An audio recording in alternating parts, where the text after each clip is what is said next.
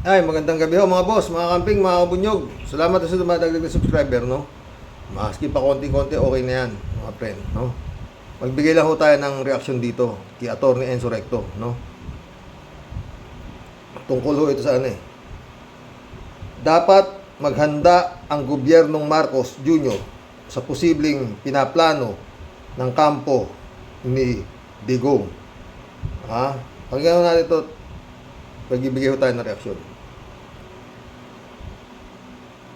Yan. Ayan, mga kabunyog, mga kababayan, dito po. Welcome po sa isang 9 hours ago lang ho ito, mga friend. mga episode ng ating pong kape, kwentuhan. Pagkwentuhan natin mga kabunyog, itong ako tingin ko may masama. Makikikwento kami sa inyo, Atty. Enzo Recto. Ang pinaplano ang kampo nila Kibuloy at Duterte. Kayo sa tingin nyo mga kabunyog? Sa tingin nyo? Ako, Atty., sa tingin ko, matagal nang masama ang kanilang pinaplano. Talagang matagal na nilang gusto. Marami silang ginawa, di ba, Atty.? Merong maisog. Kung ano pinababa na nila si Marcos at gusto na nagigil na maupo na nga ang Duterte sa pwesto. Tuloy. Inyo. Sa mga nangyayaring ito ngayon, lalo na itong nangyari ngayon sa KOJC, nilusob ng PNP, actually, hindi pa nga yung nangyayari yung paglusob na yan ng PNP, may ano na eh, nag-press conference na yung mga leaders ng KOJC. Yung sabi nila, lulusubin na nila ang Malacanang, nanawagan na sila ng pag-aalsa para mapatalsik si Marcos. Sabi nung executive secretary nila, sino ba yon? Yung Cardona ba yon? Sabi niya, nananawagan ako sa 8 million members ng KOJC. Maghanda na tayo. Lulusubin na natin ang Malacanang. Live ito, kabunyog kakamping. Live ito. Ayan. So, ano yun? Hindi pa yan nangyayari yung paglusob na aktual. Nangyari nilusob na ng PNP sa pangunguna ni General Torre. 2,000 na pulis ang lumusob. Ano ngayon? Sigurado, grabe na ang galit ng mga KOJC. Hindi lang yan kay General Nicolas Torre, sa gobyerno na mismo ni Marcos. Si Roque, kinulong nung isang araw doon sa Kamara, sinight in contempt. Paglabas sa kulungan, pumunta doon sa EDSA. Sa EDSA Shrine, nananawagan ng samahan na daw siya. Samahan na daw siya. Nananawagan sila ng suportahan si spokesperson Harry Roque. So lahat sila ang panawagan ngayon pag-aalsa. Pag-aalsa si Roque papunta ng EDSA Shrine. Yung mga miyembro ng Kingdom of Jesus Christ nananawagan na rin ng pag-aalsa sa kanilang 8 million members daw at lulusubin na raw nila ang Malacanang. Alam mo, Atty. Enzo, mukhang mga wala sa sarili natin. Hindi kaya nagpepenta nila lahat ito. Parang wala na sila sa uwido, no? Walang panaginip na ewan kung anong gusto nilang mangyari, no? Nanawagan sila ng pag-alsa, naghahanap sila AFP, kung ano. Hindi naman ganun katanga yung mga armed forces of the Philippines na yan. Maski na panakinabang sila nung panahon ni Duterte, hindi yung gago para sirain na nila tuluyan ang kanilang mundo. Anong pangalagay sa mga taga-AFP, maski mga general na yan? Ano yan? Si Harry Roque? Hindi. Isa lang si Harry Roque, wala yata kapares yan. Tsaka sila Badoy, sila Celes, oo, di ba? Sa mga nangyayaring ito, ito ngayon, may statement na si Bato. Sabi ni Bato, walang forever ang inyong pagmamalabis. Si Duterte, ganun din. So, sa mga nangyayaring ito, mga kabunyog, mga kababayan, sa tingin ko, dapat maghanda. Dapat maghanda ang gobyernong Marcos Jr. sa posibleng pinaplano ng kampo ni Kibuloy at Duterte. Mayroon yan. Mayroon yan. Ano sa tingin nyo?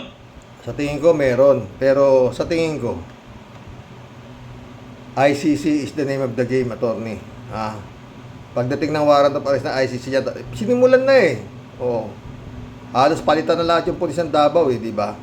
At wala namang May nagagawa ba si yung Duterte doon sa nangyayari doon sa Davao ngayon? Napasok na nila yung kingdom, ha? Oh, dapat magdagdag pa ng kapulisan dyan. Pwede nang pag makulit yung Duterte dyan, baka biglang ideklara martial law dyan sa Davao, eh. Oh, di ba? Kagaya ng ginawa ng tatay niya doon sa Marawi. Oh. Nyo, ha? Ano sa tingin nyo kabunyog kakampigs? Kabunyog undong bududok? Ano sa tingin nyo? Sa mga viewers natin sa Facebook, tingnan ko nga anong reaction nila dito sa topic natin. Ayan. Oh, hindi pumapasok tong... Oh, ang paniwala ko dyan, noon pa, gustong-gusto na nilang magkaroon ng pag-aalsa. Ulit-ulit sila yung mga pag-aalsa na yan eh. Sa dami na ng mga nangyayari sa kanila, matagal na ang gusto nila, gusto nga nila magkakudeta na yan eh. Shout out kay Noriel de la Vega Jr.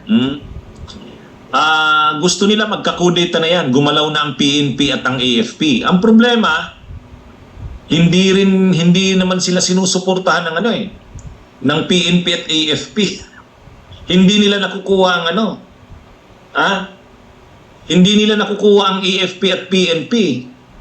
Kahit yung mga retired generals na dating close kay Duterte, tulad nila Anyo, tulad nila Galvez, malamang kinausap yan ni Duterte kaya lang umayaw. Kasi nakarating kay Marcos eh. Nakarating kay Marcos na may mga kinausap na mga retired general si Duterte pero hindi naman sumama kay Duterte, hindi pumayag. So walang nangyayaring kudeta, walang nangyayaring pag-aalsa sa hanay ng military at PNP kasi ang military din at PNP may may level na rin ng professionalism eh. Hindi sila basta-basta sasama. Yun ang pinagkaiba yung mga general na yan kay Harry Roque. Harry Roque, wala na eh. Walang professionalism eh. Mantakin mo ba naman, 125,000 capital daw doon sa, nyo? Biglang naging 67 million. Putik yan. Biglang yaman si Harry Roque nung nadikit sa SPM. Digong. Yun namang mga tao, hindi na rin Kaya kahit na nanawagan sila ng people power, sinisimula na ng mga maisog, sinisimula na ng mga KOJC, nananawagan na ng pag-aalsa. Wala rin eh. Wala rin sumasama sa kanila. Walang people support eh. Ay paano ka magkakaroon ng people power kung walang people support? Kaya lang sa tingin ko ngayon, dahil dito sa mga nangyayari ito, full power, hindi people power. Itong nangyayari sa Kingdom of Jesus Christ, itong nangyayari kay Roque, marami pang kasunod yan eh. Ipinapatawag na si Duterte sa Kamara. Lumabas na yung mga testigo laban sa kanya, marami pang sasunod dyan. Nandyan ang banta ng impeachment kay Sara. So sa tingin ko, ang kampo ni Duterte at ni Kibuloy may pinaplano yan. Kaya lang nahihirapan silang gawin kung ano man ang plano nila. Yung mga kudita-kudita, mahirap. Palagay ko rin, attorney. May plano rin si Marcos sa mga yan. At nag-uumpisa na. Di ba? Ayan na, pinasok na yung kingdom. Di ba? Parang yan, tinitignan kung anong magagawa ng Duterte. Di ba? Sa Davao. Napasok yung kingdom eh. At sabi nga ni General Torre, hindi ako aalis dito nang hindi ko dala si Kibulog. Kung buhay pa si Kibulog. Diba? Kung may mailalabas pang Kibuloy, diba? Pero kung walang mailalabas, tuloy-tuloy ang halughog niyan. Prayer Mountain, Kingdom, Glory Mountain, lahat na. Napanood ko si Roque kanina, mga salita niya, puro mga pinasok nila kabanal-banalang simbahan, ang mga Diyos, mga ganito, kung ano pigsasabi, puro, ang isinasangga ni Harry Roque, itong si Kibulog, anak ng Diyos, na yun nga, na banal, na, tag dito, rehilyon, dasal, gano'n. Mga wala sa hulog, no? Ginagamit nila ito talaga, yun nga, di ba? Dahil sabi ni Las Cañas, front lang itong kingdom na to Itong kibulog na to, front lang ni Duterte, di ba? Kaya sino nga ba naman? Banal. Oo, alam mo naman eh. Ewan ko ba, ano ang katangahan ng tao, no? Meron dyan, oo. Dito kayo, ligtas kayo pag ako appointed saan punta? Apakahina po na ng pananampalataya nila sa Panginoon. Sa salita ng tao. No, alam na nila na sila'y ginagago. Patuloy pa rin sila ng meron nga dyan. Puta. Doon ako talaga nawindang eh. Oh. Taasan yung mga prayer request. Taasan ng mga gago. Ha? Yung malaking lalagay, malaking biyaya. Yung maliit, maliit din. Puta. Anong katangahan yan? Diyos ko. Ewan ko ba? Dasal kayo. Dumiretso. Ay, mga bugok. Wala silang nakukuhang support from the military and from sa PNP. Yung people power nila, mahirap din. Kasi wala na silang people support eh. Kung sila lang, yung mga yung mga tagasunod ni Kibuloy, tagasunod ni Duterte, push yan. Walang nangyayaring ganyan eh. Kaya ngayon, nagbabanta sila, lulusubin na ang Malacanang. Hindi pa nangyayari yung paglusob ng PNP, no? Nagbanta na itong leader ng KOJC. O, panoorin nyo, mga kabunyo. As lahat na Maaaring napanood nyo na po ito, mga boss. Itong isang baliw. Itong isang kampo ni Kibaliw. Ito. Pakinggan ninyo. Baka yung hindi pa nakakapanood sa inyo, eto siya. Oh. ang kingdom leaders, nakikinig kayo ngayon, maghanda na kayo. Kasi dire-diretso na to. Maghanda na kayo kasi dire-diretso na to. Ibabala na kayo ni Kibuloy sa gobyerno. Tayo na ang pupunta sa Malacanang. Hindi natin sila hihintay na lulusubin tayo. Tayo ang lulusob. Malacanang. Hintayin nyo kami. Hindi kami maghihintay kay Torre. Kami ang hintayin nyo. 8 million Filipinos, 8 million... Itong daldal nito, hindi pa lumulusob si General Torre. Siguro nagkaroon na sila ng report na papasukin na sila, kaya mauuna na raw sila sa Malacanang. Okay, sabi wala naman pupunta. Tuloy mo. Million Kingdom members, this is now a call for us to rise up. Hindi natin masisisi ang Kingdom of Jesus Christ sa kanilang Ito pa isang siraulo. panawagan na bawiin ang suporta ng mamamayang Pilipino sa kanilang pangunguna upang patalsikin sa poder si Marcos Jr. So, nakita nyo mga kabunyog, hindi pa nangyayari yung paglusob sa compound ng KOJC. Kahapon nangyari yan eh. Yung presko na yan, nung isang gabi yan. Pero nagbabanta na sila, nalulusubin nila ang Malacanang. Lahat sila, si Roque, nang pumunta rin ng EDSA, nananawagan, mag-tools na raw ang mga tao. Kahit ngayon ang mga post sa social media, ang panawagan nila, lahayaan ba natin ang ganitong pang-aabuso ng gobyernong ito? Ang problema, sila lang naman ang nagsasabi nang aabuso ang gobyernong ito. Sila lang ang nagsasabi niyan dahil sila yung tinatamaan ngayon. Ay nung panahon ni Duterte na hindi silang tinatamaan, iba yung tinatamaan. Nasaan sila? Sila pa nga ang sumusuporta kay Duterte. Nung maraming pinapatay si Duterte, pinundi na ba nila? Diba? Nung ang mga kritiko at oposisyon kay Duterte, pinapakulong ni Duterte, ginagawa ng gawa-gawang kaso. Pinaglaban ba nila ang rule of law? Pinaglaban ba nila ang human rights? Hindi, pinupuri pa nila si Duterte. O ngayon, sila ngayon ang nakakaranas niyan. Sasabihin nila ngayon, diktador ang gobyernong ito.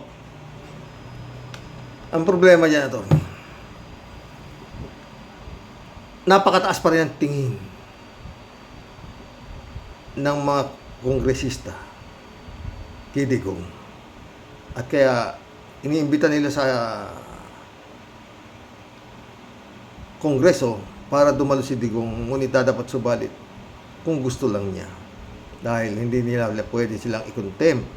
Dahil nga, napakataas daw ng respeto nila kay Digong. Yun ang problema dyan, Torne. narinig niyo naman yung sabi ni Barbers, at saka nito si Abante, at saka nito si Fernandez, na yun nga mataas ang respeto nila. Pero sana nga, hindi ganun.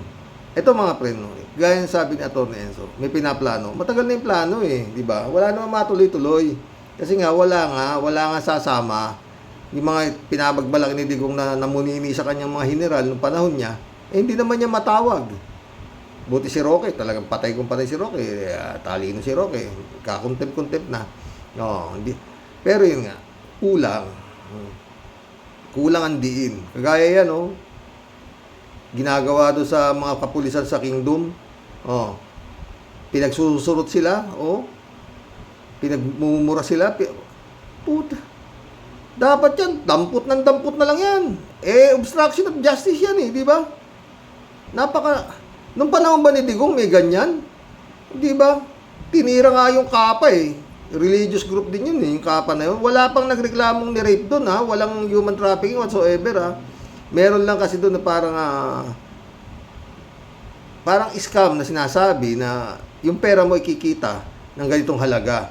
Naghuhulog yung mga miyembro. Kumikita naman sila, wala naman nagreklamo, nabibigay naman yung dividendo. Biglang ipinasara. Ni-raid pa nga Nasa isla sila. Maraming napanood ko yun Maraming nakuhang armas doon sa Apolinario ba yun? Yung leader nung Kapa. Registered din sa SEC. Pero yun nga, milyon na ang ang miyembro din nun. Milyon na.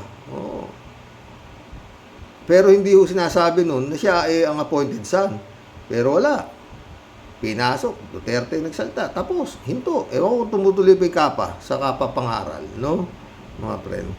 Eto, ang masasabi ko lang dito sa sinasabi na, yung sa vlog ni Atty. Enzo na yung plano nito, eto parang ang tingin ko rito, attorney, sa totoo lang. Go for broke na ito Itong grupo nitong si Kibulog, nito si Duterte. Kaya mo yung si Kibulog. Si Kibulog, hindi ako niniwalang yan. Isang salita lang ni Duterte dyan, na sumuko yan. Susuko yan. Duterte, Sara Duterte, Bato, alam nila ang batas Prosecutor, di ba? Abogado, Sara, di ba? Mayor, isang salita lang ni Duterte dyan na sumuko ka na at kami bahala sa'yo. Kaso, tansya ko si Kibuloy lang, gustong-gusto na sumuko niya ito Pero kung buhay pa ito, pero hindi, si Duterte ang ayaw. Siyang isuko. Diba, sabi niya, alam ko kung nasaan, pero hindi ko sabihin. Kaya, kitang-kita nyo na talaga. Kaya sabi mo, may sasamang mga militar dito na magkukudita, people power, wala yan. Hindi ganun katangayan, mga PM mayor yan Maaring na niya nung panahon niya. Ngayon, nagkasabit-sabit na. Sasabit pa ba sila ng tuloy-tuloy? Hindi na, puproteksyonan nila sarili nila. Alam naman nilang, just in case na sasabihin, sasama sila dito, malabo mangyari yan. Pero yun nga, mga friend, kung pera at pera, babayaran mo yung mga para magkudita, may pera rin naman sila Tsaka may mga utak yan na mga PMA yan, protect. Ang pinoproteksyon yan, magkakamatayan pag sabihin. Pero malabo talagang umabot sa ganun. Wala naman silang mga religious group na kagaya ng Katoliko o whatsoever, kagaya nangyari sa People Power 1. Ito wala Ang religious group nito, yung kulto ni Kibulog, wala. Yan, dyan lang sila. Ngayon, hindi naman. Go for broke ito. Yes. Pero napasok na yung Kingdom. Yung Kingdom, yun nga. Nandun nga doon nakita ni Arlen Stone, di ba? Doon nagte-training yung mga private army nila. At ang trainer, official pa ng kapulisan. Mga retired yata officer Yun na nagte-train doon sa mga miyembro nito si Kibulog na sinasabi. Parang private army na nga di ba? Marami mga naka-uniforme pa di ba? Kaya pala ko to, tatapusin na ho ito. Tatapusin na to. Doon na sa Davao. Oo, kasi pag dito sa ano, marami hong masasaktan eh. Dito kagaya nga, pag dumating ho ang full force dyan sa Davao, kagaya nung ginawa nila sa Marawi, ewan ko lang mangyayari dyan. Oh. Pinalalala lang nila mga boss eh, di ba? Bakit hindi ko masasabi pinapalala lang nila? Napakasimple. Susuko lang si Kibuloy. Kung totoo nga, at saka yung mga ano, di ba no, nagpiyansa pa nga yung yung mga hinahanap ngayon, nagpiyansa. Pero ngayong nakita nila Nobel recommended, ayaw na sumuko. Nahuli na nga yung isa. O, di ba? Napakalaking ano ho talaga ito. Sunog talaga eh, no? Mahirap po talagang ano yun yan. Pero yun nga, gobyerno yan eh. Oh, napasok na nga yung kanilang kampo eh. Hindi ho yung kingdom eh. Para sa akin, kampo yan eh. Dahil kita mo, oh, papakamatay yung mga ano. Pero yun nga, hindi ko lang malaman kung bakit. Si Bato naman, si Bato, oh, PMR ka, Bato, alam mo yan. Warrant of arrest. Panahon nga nung amo mo eh, nakakulong na si Abuera Mayor Espinosa eh. Oh, pinatay pa eh. Oh, diba? Yung mga paruhinog, oh. Yun ang ano, overkill. Ha, Bato? Ito yung mga bigsasabi nila, overkill. Paanong overkill? 2,000. Wala namang namamatay. Meron din yun. Nag-collapse. Kasalanan nila eh. O, ba't harang sila ng harang doon? Ano ba hinaharang nila? O, ako tansya ko hindi sa pagkakay baka maraming makikita. Kaya humaharang sila. Si Kibuloy lang, hindi yan ganyan eh. O, ha? Maraming makikitang hindi dapat makita dyan sa kampo na yan. Tansya ko talaga yan mga friend. Maraming makikitang hindi dapat mga kagulat-gulat, di ba? Oh, hindi naman sinasabi naman ni Arlen Stone kung anong klase yung compound na yan. Pero yung 2,000 nakapulisan na sinasabi sumugod para halugugin mo yung 30 hektarya, kulang. 40 building, tapos may mga makukulit pa na harang ng harang, ng gugulo sila, ginugulo. Dapat nga yan, gugulo na yan, kung tutusin mo eh. Oh, gobyerno yan, oh. Tapos kayo, mga ano lang kayo dyan. Panatiko lang kayo ng isang baliw. Diba? Ito mga nangyayari nito mga friend. Magkakaalaman na ho rito. Talagang, and now the end is near.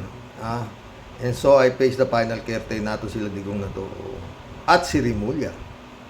Sa dami ho ng isinampang kaso ni Senator Trillanes dyan, kay Digong, kay Bato, kay kay Carpio, kay Pulong, lahat ho yan. Kakapal ho ng ano yan. Aba, pag na-dismiss yan sa Department of Justice, alam mo na. Di ba? Kung magagaya lang yan doon sa sinampan ni Franz Castro na grave threat kay Duterte, mababasura sa dami niya, alam mo na. Di ba? Simple, di ba? Hindi naman sasampa si Trillanes ng kaso na walang matibay na ebidensya.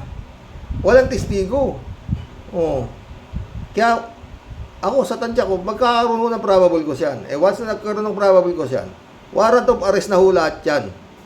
Oo. Aakyat na ho sa korte. Yan na. Diyan na natin makikita kung pwede pa sumagot si Pulong na no way. Kasi ang ebidensya nga ni Pulong, ni Senator Trillanes kay Pulong na siya ay miyembro ng triad, nasa sarili niya, nasa likod niya. Na ayaw ipakita ni Pulong. Pero this time, palagi ko mapipilitan siya ipakita. Wala na sa pwesto yung tatay niya eh. Di ba? Wala naman siyang immunity from suit. Di ba? Yan o yan. Kaya malamang sa alamang, Kaya lang ito si Duterte at si Bato, hindi nila maipatapatawag sa Senado at sa Kongreso. Kasi nga, mataas daw ang respeto. Ewan natin, kung nandyan na ho ang ICC, magkakaalaman na ho talaga dyan. Sa nangyayari ho ngayon, imposible ho na hindi makikiki-operate itong gobyerno ni Marcos. Mukhang pwedeng ilagay yan sa next to impossible. Nung una, oo. Pero ngayon sa nangyaring kaguluhan yan, malabo ho yung inaasahan nila yan. Kaya ito, Duterte, alam na nila yan na gano'n ang mangyayari. Kaya yun nga, go for broke na to. Oh. Parang kumbaga sa ano, naghahanap lang ng damay. Ganon. Oo. Eh wala naman silang makita ang dadamay sa kanila, kundi sila lang din. Oh. Di ba? Walang ibang nadamay. Gaya nga sinasabi ni Atty. Enzo, yung mga dating matataas na opisyal na nakinabang kay Duterte, eh hindi naman sasama sa kanya yan. Oo. Nakinabang ka sa amin eh. Tapos gusto pa. Sasama mo pa kami. O, alam naman nung, hindi naman bobo yung mga yan eh. Sumusunod lang yan nun dahil nga commander-in-chief ka eh. O, diba?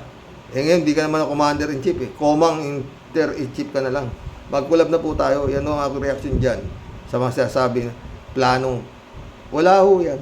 Eh, nung pa nila sinasabi yan, eh, di ba? Plano, pababain si Marcos, mag-Marcos resign, kung ano, cocaine, lahat. Nilabas na nila lahat, wala naman nangyari, di ba?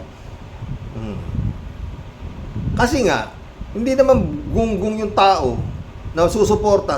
Alam nilang dating sirari ng ulo. Oh. Crimes against humanity ang kaso. Tapos susuporta ang taong bayan sa'yo. Ano ka, hilo? Mag-collab na tayo. Tapos iuupo yung presidente, si Sara. Yung kwarta, para mong hinulog sa balon eh. Oh, sa timbang butas, 125 million, 11 days lanos. Oh, hanggang ngayon wala explanation sa niya inubos. Tree planting, pang tulong sa mga namatay. Ano ba yan? Ute. Ay. Jeff Ramos nak, shout out Federico Mandak, walang sound, meron. Kalat ni Baya, shout out.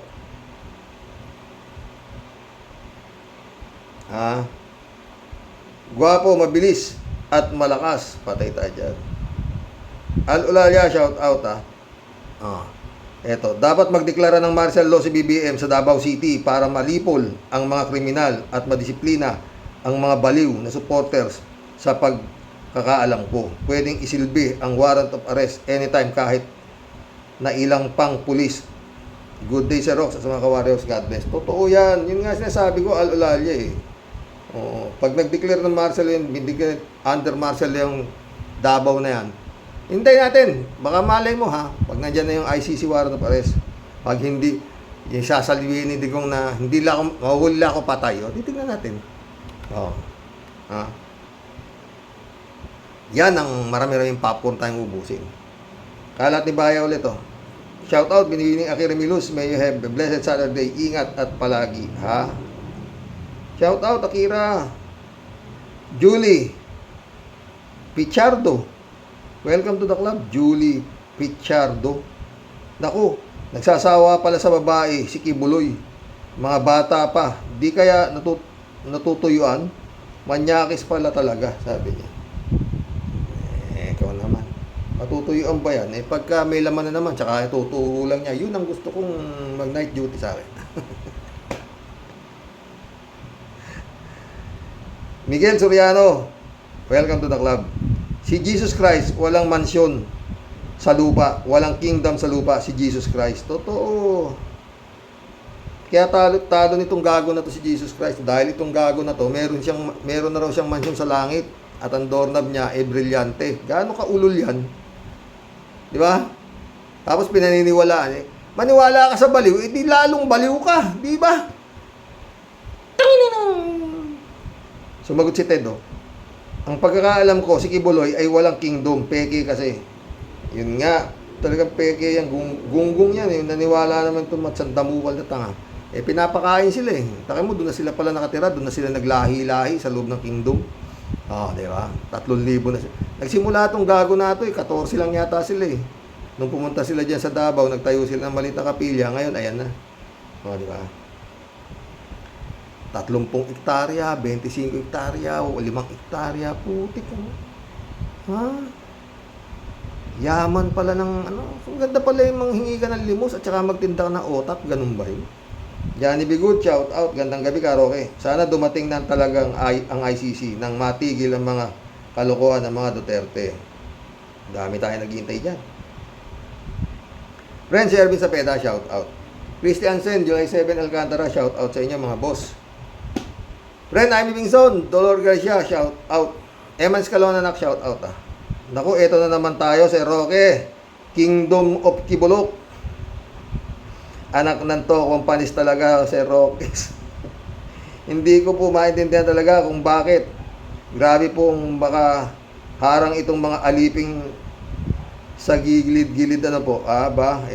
Kung talaga po yung inyong Panginoon walang bahid dungis, magsilayas kayo dyan sa dadaanan at hayaan ninyo ang tunay na may misyon ay makapagtrabaho ng maayos na mga buwisit kayo. Ano po, wala po kaming pakialam kung sipsipin ninyo gat gusto nyo ang lubot ng inyong kibulok. Siya po ay maraming dapat sagutin sa batas ng Diyos at sa batas ng tao. Totoo. Bakit naruduwag aber kapag inatake ka ng pagnanasa, wala kang nararamdamang takot? Alam mo kibulok, para matapos na ang lahat, huwag ka nang mag-inarte.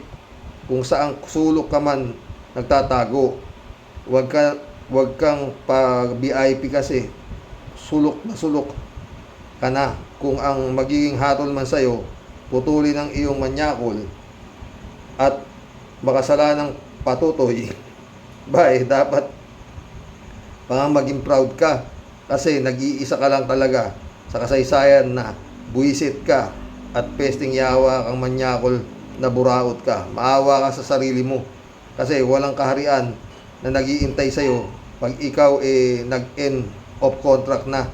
Ang impyerno at si Satanas ay matagal ka nang iniintay sa huling araw ng iyong paglalakbay. Yung mga nakapaligid at nagtatanggol sa iyo na mga sundalo mong kanin, siguradong hindi sila sasama sa impyerno sa pupuntahan mo. Tapos na ang masasayang at mga makikilig na araw sa pagkamanyakol mo. Sumuko ka na lang, parang awa mo na. Ang dami ng sukang-suka sa pagtatago mo. Isuko mo na ang mainit-init at laging nag-iinit mong manyakol na putotoy. Sobra kang nakakadiri. Ikaw dapat ang gawa ng libro at maibahagi sa buong mundo ang title, ang lihim sa likod ng manyakol na patotoy ala pastor style. Inam, nalalapit na ang paghukom sa'yo.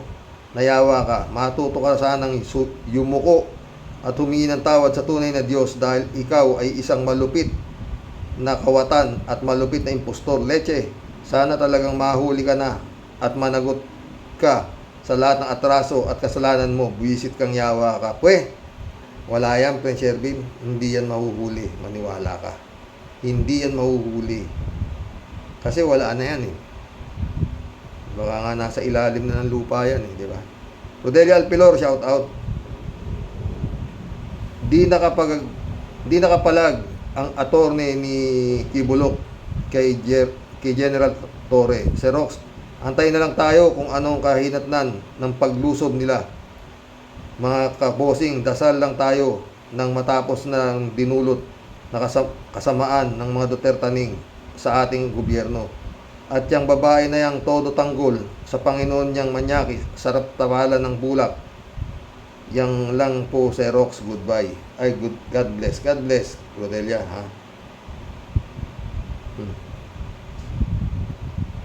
Good evening po, Karox, sa mga Roque Warriors. Dapat po noong pa minusob yung kaharian ni Pacquiao, malamang po binigyan na sila ng ultimatum ni BBM kagaya na sinabi niya may mananagot sa pagtakas ni Alice Goo.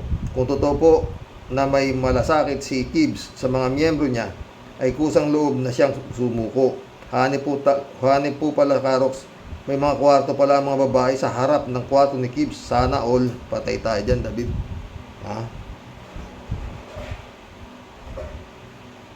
Kung si Kibulog lang, sumuko na yan. Kaso, sabi ang 30, alam ko kung nasaan yan, pero hindi sasabihin, diba? Talagang, ang martial law dyan sa Davao, dapat na i-implementa sa totoo lang. Masyado nilang binabo yung justice system ng Pilipinas. Taki mo, bali wala sa kanila kongreso, sa Senado, pinapatawag sila. Oh, hindi naman sila makontempt-contempt kasi nga mataas ang respeto. Utik yan. Mamamatay tao, mataas ang respeto. May kasong crimes against humanities.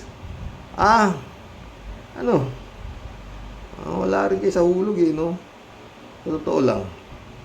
Alejandro Vidal, shout out. Morning, Karoke. Napatawa ako sa banat mo kay Pacquiao. Ang sasakit na sinabi mo.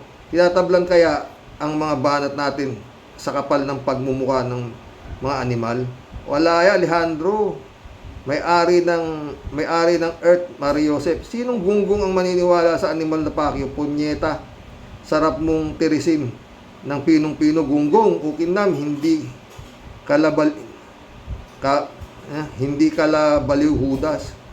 Totoo, sira nga ulo to eh. Pero ang magagawa eh, ganyan yan ang gusto yata talaga eh. Maraming, sabi ko nga sa'yo, di ba? Ito ang impyerno. Yan o. Mga satanas na paniwalaan ng mga mahihinaan pananampalataya sa Panginoon, di ba? Lily Chang, shout out. Ang tanong, buhay pa kaya si Kulbuloy? Pinagsamang kulto at sindikato, mahirap pasukin. Mga yan, tumba muna sila bago mo mahuli. O, di ba? Pero nakapasok na sila, Lily Chang eh. Kaya dapat yan, tuloy-tuloy na yan. Ang gusto mangyari dito si Turon, wala naman pala yung nakita, magsilabas na kayo. Pwede ba yun, Turon? Kung naman Turon, Turo yun. Marami pa yan, lugugin lahat yan. May mga informante si General Torre. Kung ang informante niya ay nasa bahay ni, paano kaya yung General? Kung ang informante mo ay ituro ay nando sa loob ng bahay ni Duterte. Ng mga Duterte. Papasukin mo rin ba? Nagtatanong lang, hindi na. Nagtatanong lang. Ted ulit sa vlog ni Engineer Toto Causing na pinakamagatang lumalabas na kulang sa legality ang raid sa compound ni Kibuloy, malamang daw na may sabit si Brigadier Torre sa paglusob sa compound. Una, dapat masiguro ni Brigadier Torre na hindi pa expired ang warrant of arrest. Pangalawa, dapat daw ay personal na alam ni Brigadier Torre ang mismong nandoon sa loob si Kibuloy at kung saan nagtatago at hindi base sa pagkakaalam ng iba. Pwede daw kasuhan si Brigadier General at mga kapulisan lumusob sa compound ng grave misconduct. Ngunit kung mahuhuli nila si Kibuloy, ay mawawalang bisa ang mga ito. Sana naman mahuli na ang mga kawatan na ito. Sakit sa ulo ng bayan. Hindi siguro. Hindi siguro mangyayari yan. Yung sinasabi ni Engineer Toto Causing, hindi siguro mangyayari yan. Kasi trabaho nila mag-serve ng di ba? Tsaka may informant eh. Bakit? Di ba? Tumakas eh. Mali yung informant. Kasalanan ng mga miyembro ni Kibulog. Umaharang sila kaya nakatakas si Kibulog. Pero, tama yung totoo yung sinabi sa akin. Pinatakas eh. Kasi itong mga demonyo na to, nakaharang eh. Diba? Ganun na mangyayari riyan. Engineer Toto Causing. Librado Ludovico, shout out. Di okay lang yan. At nang matapos na ang kalokohan nitong si Peking Pastor. Thank you, General. Diba? Hindi na magiging general yan ng ganun lang. Pero sabi ko, ngayon lang nangyari ito sa Pilipinas na isang bugok na nagsapanggap na siya ay Diyos. Kailangan pa regional director, general ang puta, tsaka grabe, puta ngayon lang nangyari yan, Nakita natin yan sa people power, pero yung mag-aaresto ka ng siraulo, ngayon lang ako nakakita ng ganyan, totoo yan.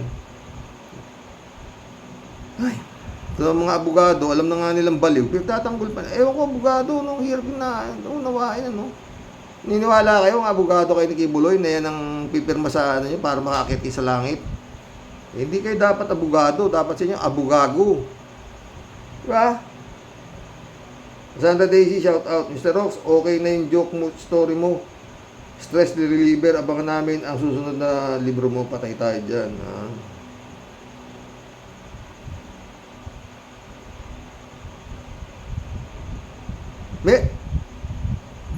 Bukas, medyo joke ako. Pero Joke lang to noong pabata. Tsaka na lang, baka hindi nyo makuha eh. Pero nakakatawa talaga. About kay Kristo na nakapako sa cross. Gago yung nagbigay ng joke na yan. Ang tawa ko totoo. Sige na nga, ano ko, no? Eh di nasusunog daw yung kabahayan. Susunog yung kabahayan, no? Natrap na yung natrap na yung tao. Wala na siyang, hindi na siya makalabas. Nakita ngayon niya yung Panginoon, yung Kristo, nakapako. Malaki yung crucifix. Eh. Diyos ko, sabi nung tao, tulungan niyo ako. Sabi raw ni, ako nga, di makaalis dito. Ang tawa ko. Pero yung mga ganun daw joke, nanggagaling daw yung sa seminaryo. Oo. Mga ganung joke daw ng mga naka-seminaryo yun. Sabi ha, ang tawa ko talaga. Monte ko na, batukan yung nagbiro eh. Oo. Nangyaka ka ako. Oo. Mingi ng tulong yun eh. Nakita niya eh. Sabi, ako nga di makaalis dito. Shout out Jane Labayna. Shout out Pastor Jun Lagon, my friend. Alam mo ba yung joke na yun, friend Jun? Cassandra Daisy ulit to. Guilty na si Kibuloy. Ipabaya na natin sa mga kapulisan natin. Please watch Toto Kausing kung paano na maiwasan ng mga pulis ang ma-technical naman sila. Na-insist nila ang personal knowledge. Sila nandyan. Ang halimaw mahilig bumaligtad. Ang mga kibs at mga dotards. Ewan ko lang ha. Mate-technical pa pulis, puta ragis yan ng gago. Klaseng gobyerno to kung anong klaseng batas yan. Yung pulis pa mate-technical. Ha? Eh yan na nga, ayaw pumunta sa Kongreso, Senado, binababoy eh. Tapos technically niya yung may warrant of arrest na dala-dala, isi-serve. Huganti na yan eh. Technical pa. Klaseng batas yan. Ba? Aaresto eh. Pinagmumura na nga sila ng mga miyembro ng kulto eh. Hindi pa nila sinasaktan halos eh. Binababoy na yung sila General Torre doon eh. Technical din pa? Burang. Ewan. Kalat na yun. Oh ha, sinabi ko na nga ba eh. Puro kayo warrant, puro kayo search, at puro kayo arrest, pero zero balance naman ang resulta. Paring Apollo, ikaw na. Ikaw na malakas, ikaw na magandang lalaki, ikaw na ang astig. At higit sa lahat, ikaw ang nag-iisang appointed son. Catch me if you can. Ay, kalat ni ka.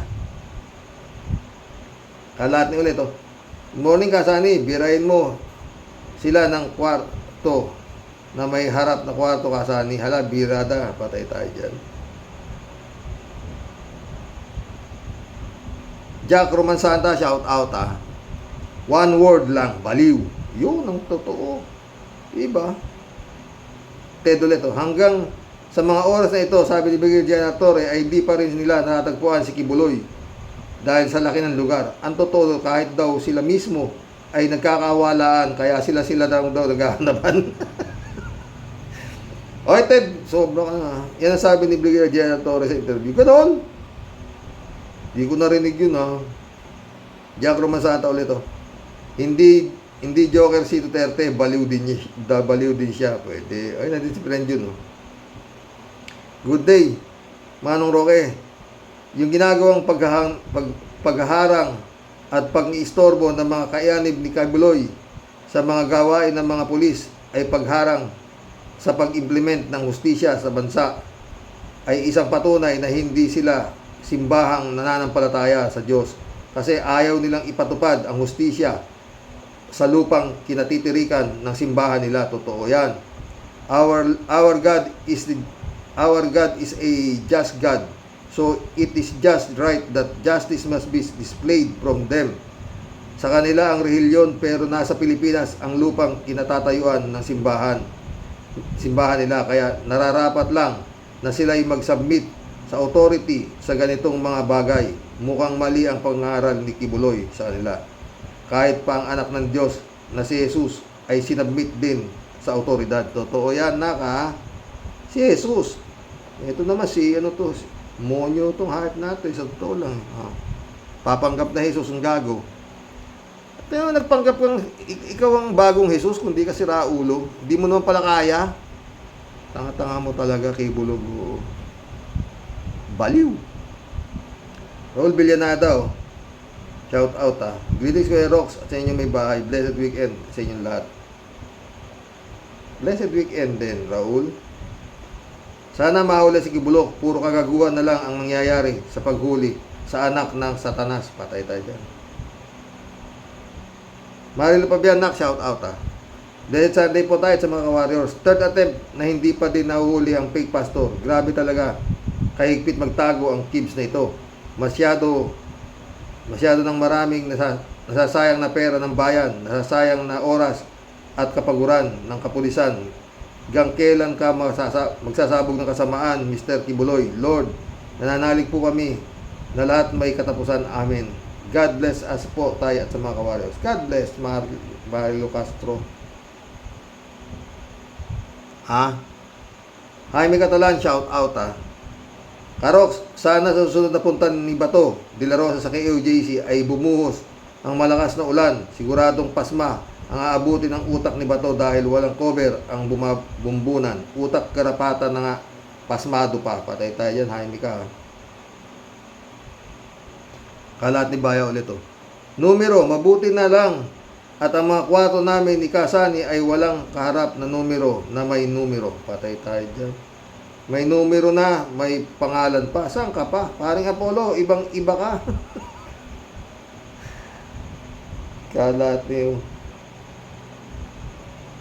Isabel Iscare, shout out Good morning, Sir Roque. May hirapan talaga sila na hulihin si Kibaliw na yan. Siyempre, pinasok ba naman yung lungga nila sa dami ng mga bobo diyan at si Raulo na halos dyan na sila lumaki. Siyempre, buhay na nila ang sinisira daw kuno. Lalabas at lalabas ang katotohanan dyan, Sir Rox. Di papayag ang Panginoon na gamitin ang pangalan niya sa kasamaan. Di ba, Sir Rox? Sinabi mo pa, Elizabeth. Federico Mandak, sabi niya, bilib ako kay General Torre. Hindi siya napagsindak doon sa attorney ni Kibuloy. Kung wala dyan si Kibuloy, bakit nila haharangan?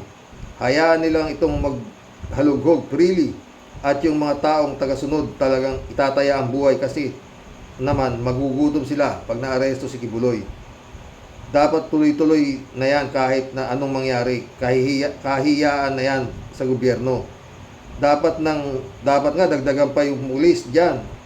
I-hold na yung mga building na yan. Malas talaga tayo dahil nagka-presidente tayo na hinayaan ng ganitong kulto. Kung si BP Leni ang nanalo, tahimik sana tayong namumuhay. Totoo yan, Federico. Ang problema, Federico, kung si Kibuloy lang, papabayaan nila yan. Maghalugog kayo dyan, sige. Oo.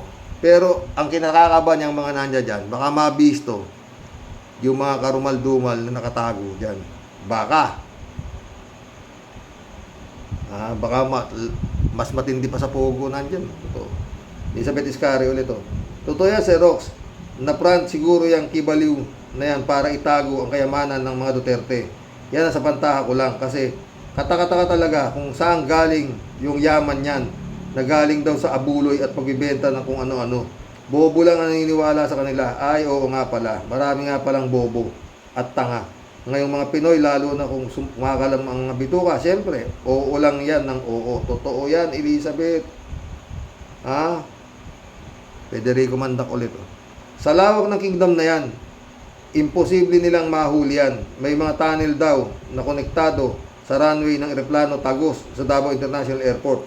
Papasok pa lang yung raiding team ng PNP, iiska po na yan. Yung mga taong humaharang pang delaying tactics na lang yan. Importante makita at madiskubre kung anong laman ng kingdom na yan. Yun ang sinasabi ko, Federico, di ba?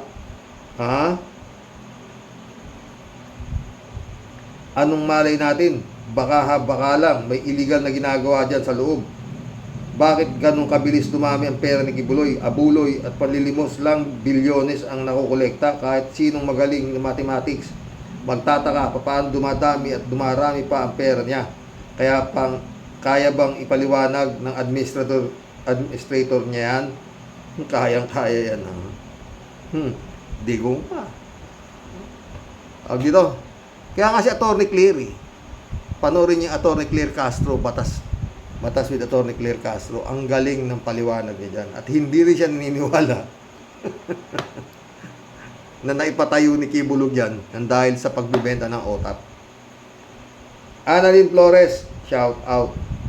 Ay, may katalan ulit oh. Karox, hindi na naman pala nag-iisa si Roque sa EDSA People Power. Marami ding dumating na langaw. Kasi si Roque ay isang malaking tae. Sobra kayo.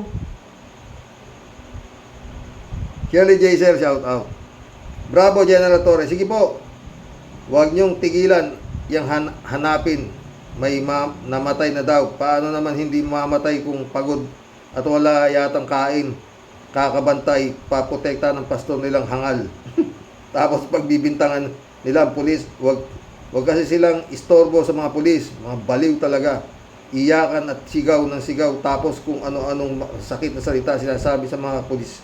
Mga wala na sa sarili, kawawang mga tao. Inagawan ng sariling pag-iisip ni Kibulog. Totoo yan, Shirley. Ha?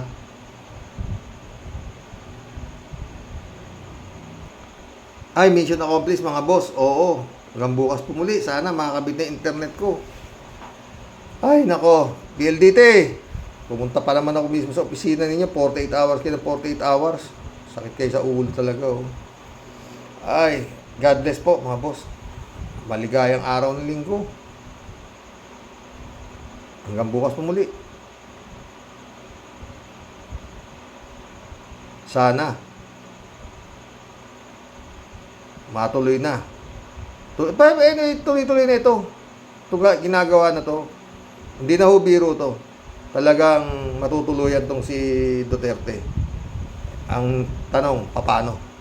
Magandang gabi po mga boss. God bless.